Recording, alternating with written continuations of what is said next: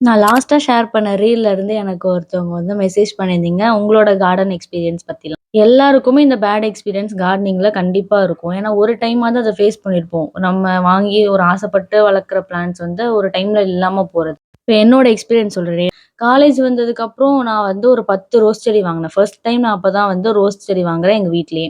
அந்த 10யுமே வந்து நான் தண்ணி ஊத்திட்டே தான் இருப்பேன். வேற எதுவுமே பண்ண மாட்டேன். ஒரு டைம்ல எல்லாமே போயிடுச்சு. ஒரே ஒரு செடியில ஒரு குச்சி மட்டும் தான் நின்னுது. அதுக்கப்புறம் உனக்கு ரோஸ் செடி நாங்க வாங்கி தர மாட்டோம்னு எங்க வீட்ல சொல்ட்டாங்க. எனக்கும் இன்ட்ரெஸ்ட்டே போயிடுச்சு. நான் ரொம்ப புடிச்ச கலர் கலரா செலக்ட் பண்ணி வாங்குனேனா, அதனால செத்து போனதுக்கப்புறம் நான் அப்பயே என் டைரியில எழுதுறேன். ரோஸ் செடி நான் நம்பவே இல்ல. அத நம்பாமயே செத்து போயிடுச்சு. நான் அத காப்பாத்தல அப்படின்னு சொல்லி.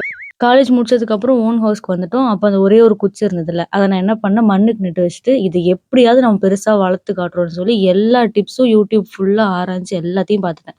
என்னென்ன பண்ணணும், என்னென்ன குடுக்கணும் எல்லாமே.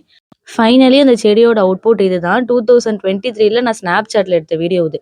அப்ப என் மனசுக்குள்ள வந்தது நம்ம ஜெயிச்சுட்டோம் மாறி.